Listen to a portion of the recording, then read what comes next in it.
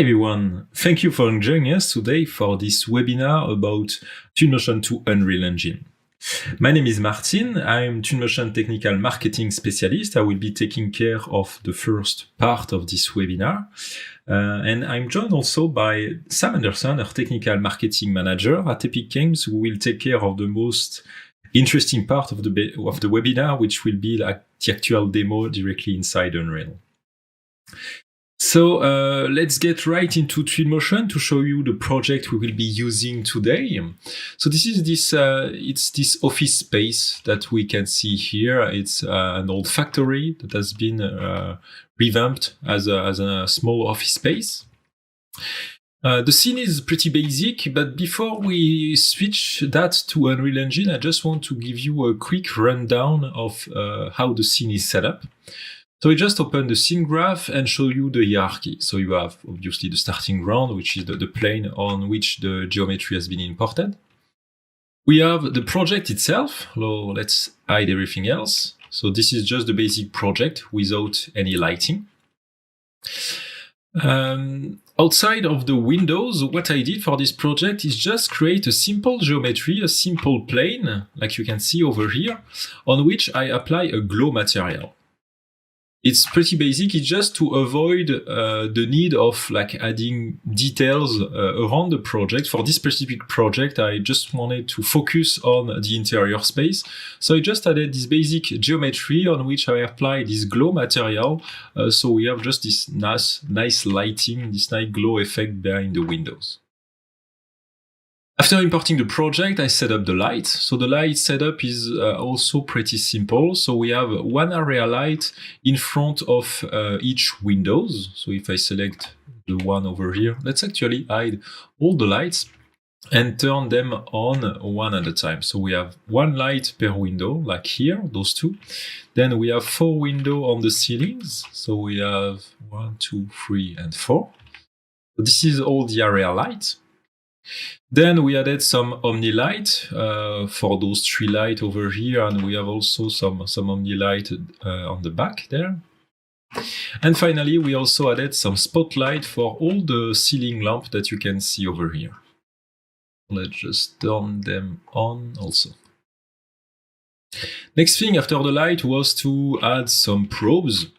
So the probes is just to change a bit the reflection. So if you have a look, for example, at the computer screen or the framing on the wall. So without the probe, we don't have any information actually. So when you turn the probe on, you can see clearly what's happening behind the camera. And how the probes are set up, let me select them. So we have multiple probes at the middle of the room, in the middle of the space, like we can see here. Pretty basic. Next, we have a few decals. Decals was especially added behind some of the furniture to ground them a bit more on the floor. So it's just some fake shadow decal that has been added behind some of the desk, behind the ping pong table, behind some of the furniture here. And finally, we just added more detail to the scene with some props that are present inside Twinmotion native library, like we have the plants, some magazine, some more details on the desk themselves, like new computer, some paperwork. And that's pretty much it for this scene. So now, the most interesting part will be how we can turn this scene to the next level.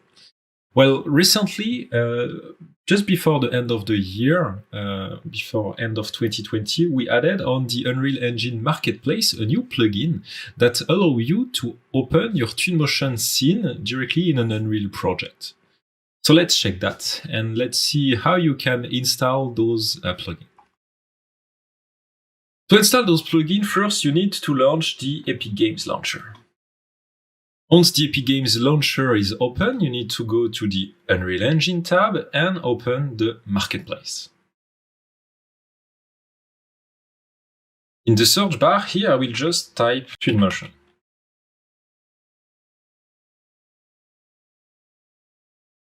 And here we have the Twinmotion importer for Unreal Engine. So let's open that. Here we have a couple of information. This feature right now is in beta. Not everything is supported. So we'll see that how it works in a moment. To download this plugin, you simply need to click on the button external link that will open this box drive in which you can find the different plugins for Unreal 426 and 425.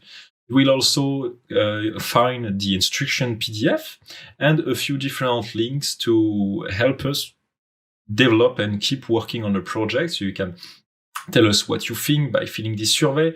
You can also discuss that on our forum using this link.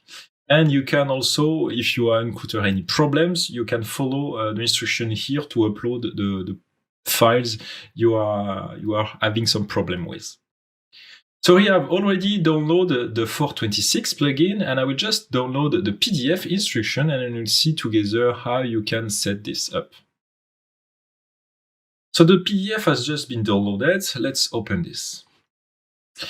In this PDF, you will find plenty of useful information for setting up your project, the why we are doing this and for who. You can take the time to read through all the documents. Right now, I'll just focus on how you can install this. It's pretty basic.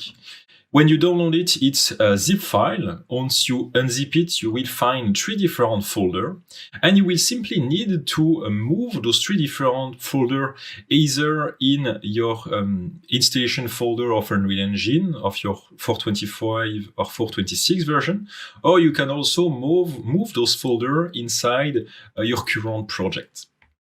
So today what I'm going to do is the option 1. I will copy the content of those 3 folders present in my zip file into where I've installed 425. So let's check that out. So here I just opened on the left the content of my zip file, which is those 3 different folders. And here we have the installation folder of Unreal 426. So we'll just open 426. I will come to Engine. I will come to Plugins. And here is the first time I'm installing those plugins. So we'll need here to create a folder called Twinmotion. And I will simply move those 3 folders in my Twinmotion folder. It's that simple to enable those plugins. So now that's done, let's come back to the Epic Games Launcher. First, how you can install Unreal Engine. It's pretty simple. Here you have the engine version. You simply need to click on the plus button to add a new version. Here you will need to select the version you want to install. In this case, I want to install 426, but it's already installed. If not, it will be in this list here. You will just select the version you want and click on install. Once installed, you simply need to click on the Launch button to launch the application.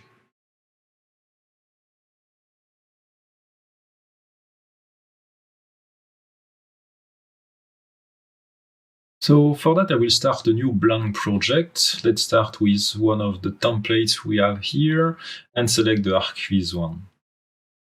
And don't really need the starting content, and we'll need the ray tracing, but Sam will cover that in more details later.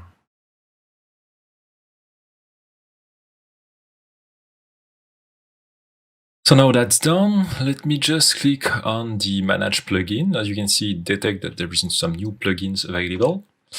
In the search bar, I will just type Twinmotion, and here I have my 3 plugins that correspond to the 3 folders that I've moved in the plugin folder. I will just enable those 3 plugins. And it's telling me Unreal Editor must be restart, so I'll just click on Restart Now to restart my project. So as you can see here, the 3 plugins are well enabled. And now let me pass on the baton to Sam that will guide you on how now you can open your Twinmotion scene in Unreal and how you can just push it to the next level. Thank you everyone, and now Sam, take it away. Thank you, Martin, for getting that nice Twinmotion file set up for us. I know I am personally very excited for this importer, so let's dive in. As you can see here, I have the ArchViz template that Martin opened up. These templates are great for providing a basic starting point. they are going to have certain settings enabled and contain elements that are going to set you up to have a successful project. Now, I won't be going in depth over user interface in this webinar, but will walk you all through the steps to get a basic project into Unreal. If you are brand new to Unreal, it would be worth going through the Unreal Online Learning Portal for more UI and project management information. Now, before I get started, I'm going to delete a few things to get a fresh start. I'll go ahead and remove the geometry in the notes by going to the World Outliner window on the top right-hand side. Select Notes, hold down Shift, select Terrain, right-click, Edit, and Delete. To import the Twinmotion file, I'm going to use this Datasmith button in the middle of the screen. Now, if you are familiar with the Datasmith workflow for other software, you might be used to having to export to a Datasmith file and then import. The great thing about this plugin is I can use the Twinmotion file as is. So I select this here, hit OK, and it's asking me where do I want to place this project. Content will do just fine, so I'll hit OK. And then another settings dialog box is going to pop up, and it's going to give me some settings that I might use in the future if I want to bake my lighting. But with this project, we will be using ray tracing, so I'm going to keep the defaults as is and hit import. Now, as I mentioned, we are going to be showcasing ray tracing, which will give the project a more natural look. It's going to produce soft shadows and accurate ambient occlusion. It's also going to give us interactive reflections, which can be very important in representing materials in architecture. If you do not have a graphics card that supports ray tracing, or if performance is a very important part of your project for virtual reality, you can start the template without ray tracing enabled and continued by baking your lighting.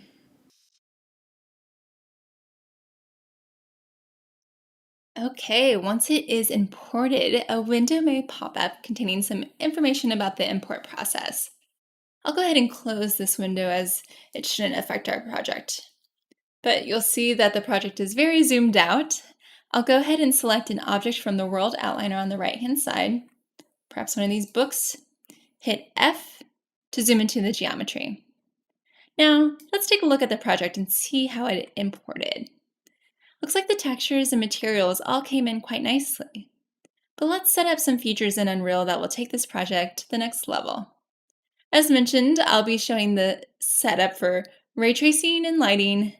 Then I'll go through the post-process volume, how to make edits to the model, and lastly, what is possible to achieve with some of the new features from Unreal 4.26. To get started, I'm going to turn on ray tracing.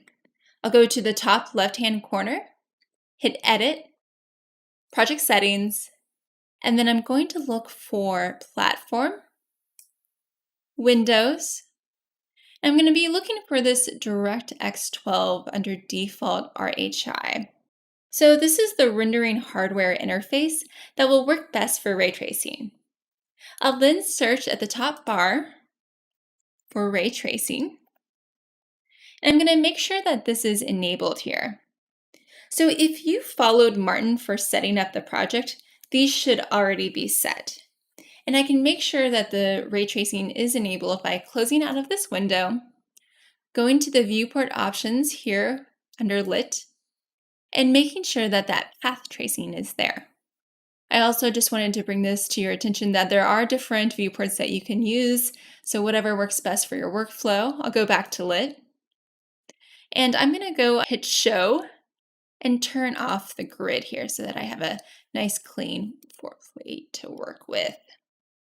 So now that I have everything in, ray tracing turned on, I'm going to set up some views. So they're called bookmarks, and what I'll be doing is getting to a view that I like. I'll hold down Control 1, and now I'll go to a different spot of the project. Hit Control 2. And now when I press 1 and 2, it will toggle between these two views. So the control button allows you to initially set those, but you can also do that by going to the top left-hand corner, selecting the drop-down button, Going to bookmarks, set bookmark, and then you'll be able to jump between the two that you set up. Now I'm going to add in 2 lights to the space. So I'll go to the lights on the left-hand side, go to Rect Light, drag and drop that in. So you'll see that when I brought this in, a gizmo came in with it. Now on my keyboard, when I hit W, E, and R, it's toggling between transforming, rotating, and scaling, which will be helpful in manipulating assets in Unreal. So I'm going to rotate it -90 degrees. Now you'll see that it's snapping at every 10 degrees. You can control this in the top right-hand corner. So you'll see there's some orange buttons here. If I click it, it's going to allow me to rotate freely. However, I like to have it with the snapping on, so I'll turn that back on. And you can see that I have control over some of the increments here. So I'd encourage you to take a look at these and pick the ones that work best for your speed and workflow. So I'm going to hit W one more time and then drag this light over to the edge in front of the windows. I'm going to go to the details panel on the right-hand side, and I'm going to put the intensity to 1000. And I want to make sure that the light is facing the correct direction. So it looks like it is. If I rotate it all the way around, you'll see it's facing outdoors. So we'll keep it facing the correct way. Now I'm going to bring it up to the window, and I'm going to change the source width in the details panel on the right to 250 and the height to 150 so that this covers that whole window. Now there's going to be 2 settings that are crucial for ray tracing lighting, and one of them is going to be the mobility. So if I go to the details panel, you'll see that I have static, stationary, and movable all as different options. So static is going to be your most cost effective. It's going to be great for if you have a project that has no moving parts and you really want to nail down the lighting. Stationary is going to be good if you have a few moving elements, say you have your lighting set, but you're going to want to control the color of the lighting. Now movable is going to be best for us. We're going to be working with ray tracing. We want fully dynamic everything. So I'm going to set this to movable right here. And I am in the search details going to type ray. And I'm going to get this cast ray tracing shadows. I'm going to make sure that that's enabled. So once I have that, I'm going to clear out of this ray here. And I'm going to hold down the Alt button and drag and drop the other light in front of the window. I can also do this by right-clicking, hitting Edit, and then Duplicate. So I can go into the World Outliner and hit F2, or right-click, hit Edit, and Rename if you want to make sure that you stay organized as you go. So I'll select both of these and then drag and drop them into the environment. So now I'm going to take a look at the sun in the environment that came with the template. So we'll take a look outside. You'll see that there is a compass, and when I select that, the sun sky is going to pop up here in the details panel. I'm going to bring this down a little bit to take a look at everything inside. You'll see that when you have the actual sun sky selected, you'll be able to control the location as well as the date. So I'm going to pick spring morning. Let's do March 23rd at 9 a.m. And the sun sky is going to have all the essentials that you need to set up an accurate lighting condition. You have a directional light, which is going to be your sun, but you also have the skylight and sky atmosphere. I'm going to go to that skylight here. I like to lower the intensity to 0.2, but this is a number that you can play with as you are setting up your own lighting. So once I have that set up, I want to take a moment to show something new with Unreal 4.26. So there are these atmospheric clouds that you can bring in. I'm going to go to the left-hand side, go to Visual Effects, drag and drop the volumetric cloud in here. So this is going to allow you to create any type of cloud that you need for your project. Unreal is using a 3-dimensional volume texture that is ray marched to represent cloud layers in real time. Now there are a lot of different settings you can use, such as having the clouds cast shadows on the ground, as well as casting shadows on themselves. There's a lot of different options that you have, and we aren't going to cover that in today's webinar, but I did want to make you aware of the new feature, and I wanted a nice backdrop for my sky. So now I'm going to go take a look at the directional light with my sun, but I'm going to go into the project by clicking 1. And I'm going to go over to the details panel for this sun sky, select the directional light, and I'm going to lower this intensity to 5,000 here. I can also change the source angle number, which determines how large shadow penumbras are on the light. So it's going to control how the directional light's emissive surface extends on a plane relative to the receiver. So this allows you to make the shadows a little bit more diffused.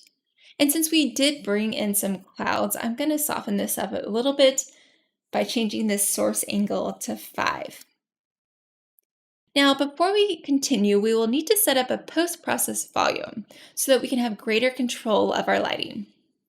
The template has this set up, so I will go to the outliner, select post-process, and now the great thing about this is I can set up multiple in one space. So say I have a theater that needs to be a little bit moodier, a little bit darker, versus an atrium that's very well lit. I can create 2 different volumes for that space and have it in the same scene. So you'll see that when I come outside, I can see that box going around. Since this scene is just one large open space, I want the box to be unbound. To do this, I can go into the search details, type in extent, and make sure that this is enabled here. Now I'm going to clear out that extent, and I'm going to take a look at the auto exposure. So I'm going to turn that off so that I can have consistent control and more realistic lighting throughout. I'll go to lens in the details panel. This is the post-process volume that I have up. I'm going to scroll down to go to exposure. Now I'm going to turn off the metering mode and change the exposure compensation to 0. I'm then going to change the min EV and the max EV to 5. This number can change with the exposure settings you prefer for the space you are working on. So, smaller numbers for interior spaces that do not get as much light, and higher numbers for larger spaces with a lot of windows. This is something you can always change as you work to get the correct exposure. You can also do some color grading in here. So I'll scroll down. I'm going to select that temperature. And you can see I can make it warmer if I'd like. I can turn down the saturation a little bit, bump up the contrast. And then you can also play with the color wheels also to kind of get that exact mood and feeling that you want out of the project. There's also options to make it a little bit more realistic. You can add some chromatic aberration in, you can add depth of field, play with your lens flare. Maybe I'll add in a little bit of vignette on the sides of the viewport. And there are a lot of options here, and I won't go over them all, but I do want to bring it up so that you know that you can create a style that you are happy with. Now, I'm going to take a look at the ray tracing features for a few different components here. Just a reminder, this is ray tracing for Unreal, which is a hybrid ray tracer that couples the ray tracing capabilities with our existing raster effects. This essentially means that this is a raster image, and we will be layering it with ray tracing. This will be more realistic, but also more expensive in terms of computational time. So we will want to bring up some stats so that we can keep an eye on this. To do this, I'm going to turn on the frames per second in the top left-hand corner. And I'm also going to hit Stat, Engine, Unit. So you'll see that it pops up with that frame per second on the very top. And then the GPU will also be important to see exactly how much time this is taking to render. So now that I have those stats up, I'm going to always want to be looking at them as I'm making changes to the model. In order to create the illusion of moving images, we need to have a frame rate of at least 15 frames per second. And depending on the platform and deliverable that you have, you're going to want that to be closer to 30 or 60 or even more, as high as possible, to make things very clean and consistent. Now, if you're working on a higher resolution still image, that number can drop down a little bit, but regardless, it's always good to kind of keep that frame per second in mind. Now let's go back to the post-process volume in the world outliner. And I'm going to lock it here underneath the details window. And I'm going to scroll down to the rendering features. I'm going to close up a few things, make it a little bit cleaner. You can do that by going collapse all categories. I'll then open up the rendering features, and I am going to go to the ray tracing ambient occlusion. I'll make this a little bit bigger as we're working through these features. So I'm going to make sure that this is enabled. I'll toggle in between this off and on. You'll see that the frames per second are also changing when I do that. We'll keep it on for now. And then I'm going to scroll down and take a look at the ray tracing global illumination. I'm going to turn this to final gather.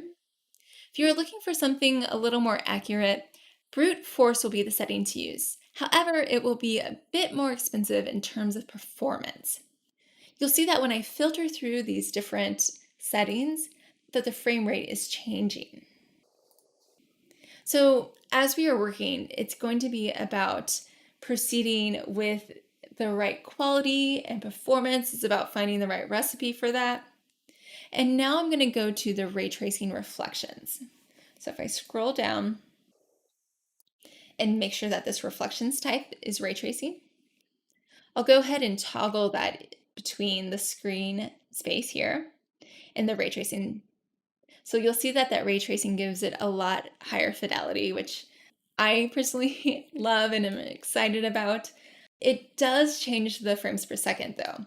So one thing that can help you control the performance there is going to be the max roughness, the max bounces, and the samples per pixel. So you'll see that this top number is set to 0.6. So this is the maximum roughness value that ray traced reflections will be visible before falling back to raster methods. So this means that when I put this to 0.3, the materials with a roughness greater than 0.3 will use raster rendering, which is a little less expensive. So this allows you to have control over performance for parts of the project where real-time reflections are not as important. So I'll go ahead and put this back to 0.6. And I'm going to set the samples per pixel to 16. And you're going to see that underneath the table, things get a little bit clearer, but the frames per second increases quite a bit. So I'm going to set this back down to 2 for a little bit of cleanup without impacting our speed. And lastly, I will turn on ray tracing translucency. So let me scroll down. Under type, I'm going to change this to ray tracing, which the back images look great, but the top skylights look like they turned black. So I'm going to bump up the max refraction rays here to try to get more rays to go through the glass. So this is something that you may want to keep in mind while you are building your models, that you're going to want that glass to be a simple plane. I know in some cases it might come in as double geometry, and we'll go over that in a moment. I do want to note that with the max refraction rays, we are getting an undesirable effect here. So for this project, since the glass is not as important, I can turn on this refraction boolean and then turn this off here. So it becomes a little bit clearer there, but it makes it seem as though these back glass panels are now black. This is a situation in which I have 2 of those glass panels. So no problem. Luckily, I can make these changes in Unreal without going back to that original model. I can go to the modes panel on the very top.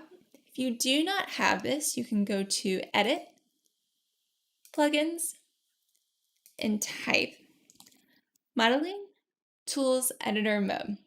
You can then enable this and then restart it if needed. So I'll go ahead and select Modes, Modeling, and you'll see that I have a couple different options here. I'm going to select transform, select, and then I'm going to select that outer layer of the glass for each of these. Now I'm going to go to the left-hand side, hit delete triangles, and if I'm happy with my result, which I am, I'm going to hit accept. So now you'll see that it's nice that some reflections came back in, but it doesn't have that Z fighting black effect. Now you may also notice that the barn doors from the Twinmotion file that Martin set up did not come in. At the moment, skeletal meshes and animators from Twinmotion cannot be imported. Without this, you can see that it exposed the door frame that did not have a UVW map set up. We can click on the door frame, go to UV normals, and select UV projection. You'll see on the left-hand side I have a few different options I can choose from: cube, cylinder, and plane. I'm going to keep it at cube, but I'm going to change the size of the checkerboard to be a little bit larger. So I'll select 5 for each of those and hit enter. Now you'll see that the checkerboard did not go away, so it looks like it has a default material applied to it. So to change this material, I'm going to go to the details panel and unlock that post-process volume. And I am going to reselect the door frame. I'll go ahead and scroll up. And I'm going to come to this default material dropdown. And you'll see that I have a lot of materials in here. So these are those Twinmotion materials that are all available to me, which is huge. It means that I don't have to create a bunch of new materials. I can bring the ones from Twinmotion without having to go reapply it in Twinmotion. So I'm going to type in metal. Let me go to the search assets. Looks like we have a couple different options we can choose from. I'm going to pick this MI Glossy Metal Black. If you want to make changes to the material, you can double click it here. Come to the left-hand side, you'll see we have a couple different options. I can change the tint color if I want it to be a little bit lighter. I'll hit OK. I can also change the roughness amount. So now it's set at 0.05. Let me change this to 0.1. You'll see that the reflections become very evident. If I put this at 1, it goes away, and if I put it at 0.5, it has this kind of diffused reflection. So the diffused reflections are going to be a little bit more expensive when you're rendering and might want to be avoided. So that's good to know if you are creating your Twinmotion file. It's actually better if you keep that roughness amount either with a lower number or a high number. Now, I'll set this at 0.3, but this piece of geometry is very small, so it won't have that much effect on the performance. However, if you are working with the floor, you might want to play around with that because it could affect the performance. So I'm going to go ahead and save this and close it.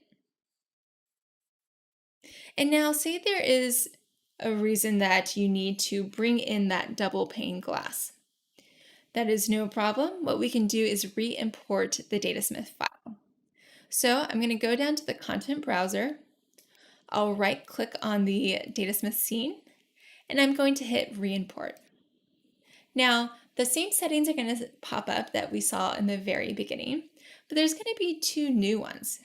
We've got this respawn deleted actors that is going to enable you to have the ability to bring in some of the elements that we deleted. You can also do this with your Twinmotion file. Say an architect is making changes, is changing the layout, the furniture. If the architect is in Twinmotion, saves that original Twinmotion file, you can re-import it the same way. I'm going to demonstrate this with this plant. So if in Twinmotion, the architect or interior designer is editing the pot, say curating a new pot, they did it in Twinmotion, they saved it, you can select the asset, right-click, browse to asset, right-click this here again, and re-import it. And you can select that original file that came in, and it's going to just re-import the original mesh and not the whole thing. Now, nothing happened in this case since there were no changes to that Twinmotion file, but I did want to bring it to your awareness. I also do want to take this moment to move this plant around so we can get a good look at the ray trace shadows and lighting effects. Now, if you want to add in some more Twinmotion entourage, such as plants or office accessories, you can do this already in Unreal. So I'm going to go down to the View options, and I'm going to make sure that this Show Plugin Engine Content is selected. I'm then going to go into the content browser. I'm going to pull up this source panel, and I'm going to search for the Twinmotion to Unreal content. I'm going to go to the library, the furniture, home, and you'll see that all of that entourage that is in the Twinmotion library is now in Unreal. So I'm going to go into the office, accessories, meshes. I'm going to bring in some more highlighters here. Now, the cool thing about this plugin is you do not have to have a Twinmotion file in Unreal to use these assets. So if you're working on a project right now in Unreal where you think you could benefit from being able to pull in these assets, you can download that plugin that Martin showed in the very beginning.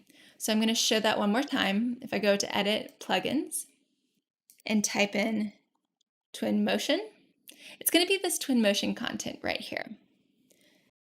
Now I'm going to switch to a different file that has the same geometry, but I've spent some time fine-tuning materials, ray tracing performance, and setting up some of the new features. Now that I've switched files, I'd like to quickly show some additional things you can do with your Twinmotion file in Unreal. If you have your own personal library of entourage that includes animated features or characters, you can import that into Unreal using FBX. I'm going to bring in an animated desk fan by coming down to the content browser. I'm going to open up this animations folder I created. I'm going to go to the left-hand side and click Add Import. Go up to Import to Game Animations. And I'm going to select this animated fan.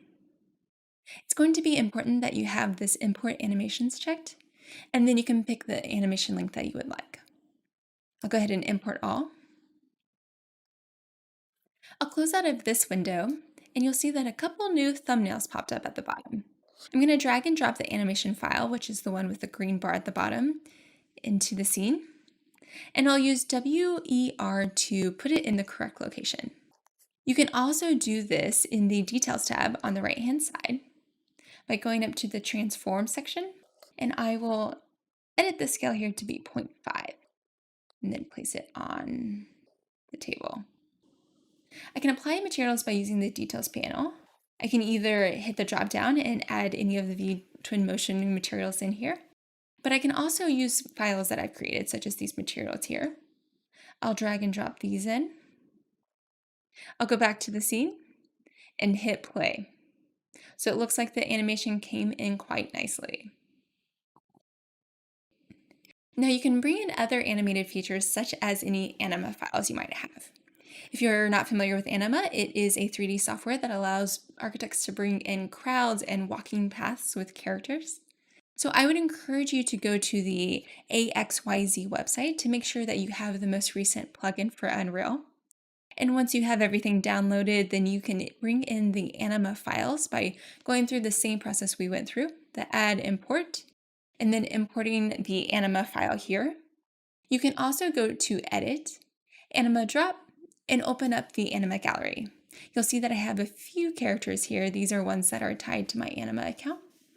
I'll select the Ready pose and hit Send. And this is going to place the characters in the bottom left under the content browser. It's going to be this AXYZ assets. I'm going to click on this folder and navigate to the meshes. So I can drag and drop this person in, and this is going to be a quick and easy way to get a scale figure inside. Now I'll showcase the multiple post-process volumes that I referenced earlier in the webinar. I'll zoom out of this building and then hit G on my keyboard to bring up the game elements. You'll see that I have a couple different volumes here. As mentioned, this is going to be very helpful if you have a large project in which you need to show different lighting levels, but you can use it as much as you need. So even if I have only one room, this one open space, I can have the 3 different volumes. And I'll zoom in here and you'll see that the black and white aesthetic now is occupying the camera, the space. I'm going to hit G to hide those camera elements. And as I go in through this space, you'll see that it's switching up the visual styles. So you could create post-processed materials as well that could give you a tune effect. There's a lot of different variety and options out there that you'll be able to really edit the visual style that you want and need. Now, something that could also be helpful is creating a high-resolution screenshot. So you can navigate to a view that you like, go to the top left-hand corner, select high-resolution screenshot. You can bump up this multiplier here if you would like. I'll keep it at 1 for now. I'm going to hit the camera on the bottom right-hand side. You'll notice that a warning pops up. This is actually just telling me where I saved my screenshot. I'll click on that and then I can open this up to take a look. Now, say I need a particular resolution or size for that. I can do that by hitting the tilde key on the keyboard. It's going to pop up with the command down here at the bottom. And I'm going to type in high res shot. And I'm going to put in the resolution that I need. So I'll do 4096 by 2304 and hit enter. And it's going to pop up here again with the folder that I have. So now that the second option came in, I now have those two different sizes. Now, if you do have a camera set up for your view, so let me switch to a different camera here. I do want to let you know that it is possible to have render passes. So this feature is in beta and we won't be covering it in depth today, but you can explore it by going to the Movie Render Queue under Windows, Cinematics, Movie Render Queue. You'll see that I have a video shot pulled up here. I'm going to click on the settings to get my configuration correct. You'll see that I already have a few of these in here. So it can render out the lighting, the path tracer, which is going to be similar to an offline render that many of you might be familiar with, as well as reflections. I can add a few more by going to Setting and adding object IDs, or the unlit version, or the non-composited. You can also control the anti-aliasing, as well as console variables. So this is going to be very helpful in creating a very high resolution image or animation. It's going to allow you to refer to the post-process volume rendering feature settings that we had created earlier in the webinar. And it's going to allow you to max these out without compromising the computation time for real-time scene that you have. So it will bump up these settings for the render, but won't affect the settings in the post-process volume. So I'm going to close out of this and show you the remote control API. To do this, I'm going to switch scenes. So the remote control API is going to allow you to make changes without having to filter through the settings in the Unreal window. So say you have a client or someone in your office who would like to make changes but is not well versed in Unreal. With some initial setup of settings that you would like to make accessible, the person can connect to the local host and make those changes through a web browser on their computer or phone. So you'll see that I have my iPad pulled up here.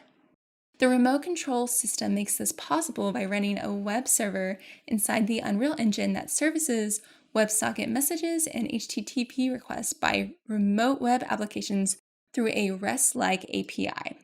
So you can operate the engine remotely from a different computer or mobile device that is connected to the same network as the computer running Unreal. So here, let me go over to the side where I have these chairs and rug. I can showcase different options if I'd like. So I'll filter through a few different chair options. Say I want to also take a look at different rugs. I can do that here as well. Or change any of the post-processing effects. So maybe I need to make it a little brighter, make it a little bit warmer, turn up the bloom a little bit. You'll have the ability to access any function that is exposed to Blueprint or Python. So there's a lot of different options you can do, and you could really make this web browser your own. I'm also going to show another remote control setup. So I'm going to switch applications. This is a beta app. And I am going to hit play in my Unreal window. You'll notice that the screen on my computer is now on the screen of my iPad, and I can use my finger to rotate around the space, as well as walk through the space. So this is used in virtual production a lot, but I also think that it has a lot of possibilities for bringing architecture products to life or for presenting your project or idea that you have. Now, these are just a few examples of the possibilities with Unreal. For any architects wanting to explore digital twins, augmented reality, lighter point clouds, pixel streaming, then this importer plugin can be a very beneficial tool. Architects can choose Twinmotion today so that they may get the project set up easily. And as your project grows in size and complexity, you'll want to use a tool that has flexibility and control so you can take any idea you have and bring it to life. I know we at Epic are all very excited to see what you talented and creative Twinmotion users can do in Unreal. This is all we have for today. Hope you can stick around for a quick Q&A. Thanks, y'all. All right. Well, that was awesome presentation. Thank you so much, Sam and Martin, for that. I have Sam, Martin, and Antoine here with me today, and we're going to be running through a few of the questions that you have been asking in the chat. Great questions, everybody. Thank you so much for first of all, taking the time to watch this webinar with us, and secondly, thank you so much for all the awesome questions. So a couple questions that came up about performance and what hardware you were using. So maybe Sam, you could just give a quick overview. First Sam and then Martin, just give a quick overview of what you're working on and the kind of the choices behind that. Yeah, happy to do so. So for the Unreal portion of this, I'm using an RTX 2080 Super. So it is going to be those 20 and 30 series coming out of the NVIDIA with the RTX cards that are going to be best for ray tracing. The decision of which one you want is going to kind of depend on your deliverable and size and understanding how big of a project you're going to be using or needing it for. And so I would always kind of keep up to date on the latest NVIDIA news for the ray tracing cards. Martin, do you want to talk a little bit about what you use for your Twinmotion side of things? Yeah, I almost use the same one. I'm on the 2080 Ti. So yeah, Twinmotion, like Unreal, it uses mostly your graphic card. So you just need to have a good GPU. And like Sam said, it's really depending on the kind of project that you are working on. For small residential type of project, you might not need a high-end GPU like that. But if you are running some really large project with lots of details, having one of those RTX in the latest type of card is really the best way to use those applications. Yeah. So the key there is basically whether it could fit into the memory. The memory footprint is the main thing, and then of course the higher you go on the RTX cards, the more real-time cores you're going to have. So that really helps. That really helps it. So. The next question is for Antoine. Could you talk a bit about Mac support? We get a lot of questions about the Mac support coming up, so hopefully you can give a quick overview of what's going on with that. Sure. So we're working currently on Mac support for the release of Twinmotion 2021, and this is going to be supporting the same features as the PC version. So. To be released. To be released. So there was a couple other questions that came up. Is this supported like animation sort of coming in from Twinmotion? Obviously, Sam showed some animation coming in from a character animation coming in from a XYZ import, but maybe we could talk a bit about animation and what's currently supported, what's not supported, and where we're at. This is still very much a beta. Early access version of the workflow. So maybe Antoine, that's a good question for you also. Yeah. So currently we support most of the static meshes, so not animated meshes. This includes the vegetation, shrubs, grass, trees. We have partial support of vehicles. The static vehicles are the models will import, but some materials will not. And in the upcoming version, so we're going to have hopefully animated characters, objects. We're going to have lights. We're going to import lights, cameras as well. And we're going to have the basics for the landscape as well. Oh. You can check out what's coming in the future releases in the PDF that I've just linked right there. This is an overview of how to use the plugin, and at the end you're going to see what we support and what we do not support for now. Excellent. And here's a question for Sam. It came up in the first webinar too. People ask, why Twinmotion, why Unreal? So you, having just joined Epic from using these tools professionally in an architecture firm for the last several years, maybe you could give some insight on that from your perspective. Yeah, and it's a really good question. I know that, in architecture firms, a lot of people who are starting to dive into this do have that question, and it's going to be kind of understanding your deliverable in the end. But I would argue that designers and architects can all pick up Twinmotion quite easily.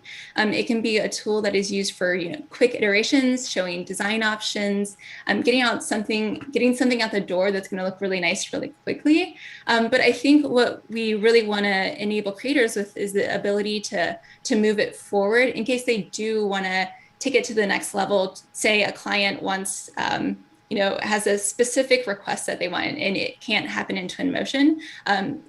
Bringing it into Unreal is going to open up a few doors. You'll be able to, honestly, in my opinion, do anything that you imagine. And it's there are a few more settings and stuff that you're going to have to go through, but the documentation site for Unreal is really robust. And I would encourage you, if there is something that you want to try, you probably can find that information for Unreal on the documentation. So it's still going to be a little bit of kind of understanding, do you want to start in Twinmotion or Unreal, or why would you even really bring it into Unreal? And it's going to kind of come down to your deliverable and what you need. I know some architecture firms have their own ArcViz or research and development section. So maybe those people are using Unreal, but I would say architects could also, people who are designing every day could also use Unreal if they're interested in some of the new tools that Unreal produces. But otherwise, Twinmotion is going to be something that anyone can pick up very easily. Yeah, they've basically gamified architectural visualization and made it, extremely pedestrian, where it's just an elegant, easy to use interface. Mm-hmm. With that elegance comes limitations, right? There's always this kind of trade-off or balance. So I think having the connection between the two really does open up the best of both, where you can have an army of people playing with Twinmotion with very little, uptime. It takes hardly any time to get up to speed in Twinmotion, and then before you know it, if you need to do something a bit more complex, you've already got your feet wet with Twinmotion. It's easy to jump into Unreal. I'm super excited about it. So this is an interesting question. I don't know who the best. This is an interesting one. So people are saying, can I host UB4 environments online? I'm having problems sharing projects with Twinmotion Presenter between Macs and PCs. So this is a kind of interesting thing, because yes, Unreal has the ability to do a couple different things collaboratively. We did a webinar for collaborative workflow, so you can work in the editor collaboratively in Unreal. You can use a collab viewer to create a packaged experience that's easily shared. And then there's also pixel streaming. So in addition to that, there's some pretty interesting things happening with Twinmotion built on that kind of foundational work that's inside of Unreal. So maybe Martin, you could talk about the cloud angle with Twinmotion. Yeah, sure. It's one of the new features that will be coming in the next release of Twinmotion is the Presenter Cloud, that will allow you to export your presenter file on a cloud platform, and it will basically just give you a link that you can send to anyone, and then your client can just connect to this link and visualize your project that you have set up.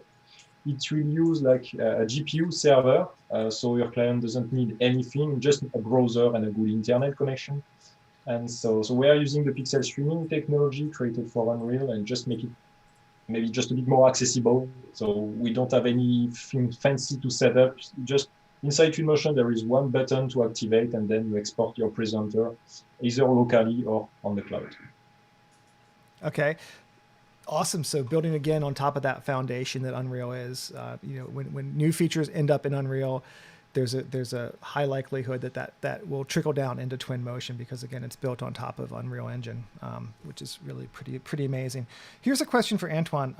Someone's interested in point cloud, so maybe you could talk a bit about point cloud support in Unreal, and they want to bring in a 400 gigabyte file. So can we do it? How do we do it? Where do you go for information on that? So I've posted a link to our docs earlier, but here it is again. So we have LiDAR point cloud support since a couple releases, and it's getting better and better. It's very performant. We have massive data sets of billions and billions of points being played at very good frame rates, like over 30 to 60 frames per second. It's very easy to use. If you follow the doc, it's just a plugin toggle in your project, and then you have support for LAS, LAZ, E57, text-based formats, and it's great to use. And you can edit point clouds, you can view them. It's pretty cool. It's a sweet tool. It does have editing capabilities. You also can generate meshes from the point clouds. They can cast shadows. They can receive shadows. They can become collision objects. So it's very well integrated into the workflow of Unreal, which is I love it. And Antoine gave me some great point clouds to play with. He gave me a rocket of a Saturn V rocket. It was awesome. It's out there. There's some cool point clouds out there for sure. Here's a question for Martin. How is it possible to create like cardboard 360, like Google Cardboard or kind of, easy 360 domes and things like that in Twinmotion? Yes, so in Twinmotion, there is an option which is a bit hidden. It's in the export. So first you need to set up your media inside the media dock. So you set up your image and your video. Then you go to the export tab. And before clicking on the export button, you click in the more of the media you want to export. So the more of the image. And here you can enable a 360 option that will allow you to export your image your video as a 360 video, for example. So yeah, the option is a bit hidden, but yeah, just in the more of in the export dock. Right. And when you're in Twinmotion, you always have the ability, if you have a VR headset plugged in, whether you're in Presenter or in the Twinmotion, Twinmotion window and workflow, you can always jump with one click in and out of VR, which is actually really pretty sweet. It's worth noting that there is a 360 exporter functionality built into Unreal Engine also. We actually just did a couple of tips and tricks videos. There's a part 1 and part 2. I'm pretty sure they've been posted already. If not, they'll be coming out shortly on how to export out 360 renders directly with the render view and Unreal Engine. All right, so let's see here. I guess we're getting kind of close to the top of the hour. Sam, are there any things that jumped out at you that we didn't talk about, or some questions that were really you thought important that were from the first session that you want to mention?